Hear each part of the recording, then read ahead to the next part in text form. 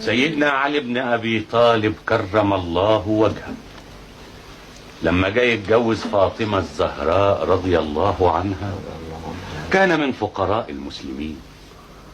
النبي عليه الصلاة والسلام قال عشان يزكيه إنه سيد في الدنيا وإنه في الآخرة لمن الصالحين، وإنه أكثر الصحابة مالا وأعظمهم حلما وأولهم إسلاما. وبارك الله في هذا البيت الذي أسس على التقوى.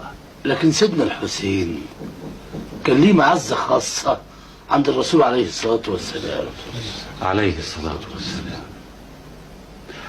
وردت في الحسين أحاديث كثيرة كلها تفيض بالحب والحنان، منها حسين مني وأنا من حسين، وأحب الله من أحب حسينا. يا شيخ صالح، احنا بنيجي نصلي ونقعد في الحسين لكن مش عارفين أصله. معاوية بن أبي سفيان استحدث في الإسلام بدعة لم تكن موجودة من قبل، هي توريث الملك، وولى ابن يزيد الخلافة في حياته. يزيد لم يكن أهلا لهذه الخلافة، المسلمين اعترضوا، وعلى رأسهم مين؟ سيدنا الحسين. الله أكبر، الله عنه. وبعدين كانت مذبحة كربلاء. ليه يا شيخ صالح؟ لأن سيدنا الحسين خرج مع أهله، وكانوا حوالي 40 منهم نساء وأطفال، وكان جيش ابن زياد يزيد على 4000. سيدنا الحسين أراد أنه يفضل في مواجهة الموت وحده قدام 4000.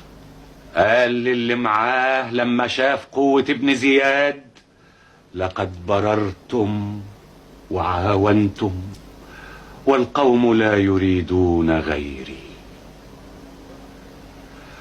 ولو قتلوني لما ابتغوا غيري أحدا، فاتخذوا من ظلام الليل ستارا. صحيح، الليل ستار.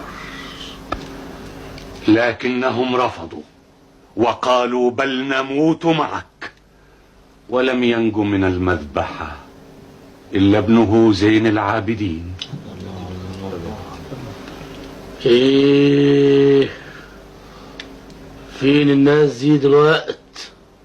الله، ما هم ولاد دلوقتي، هم أحفاد ولاد زمان. ازاي تطلع القدرات اللي فيهم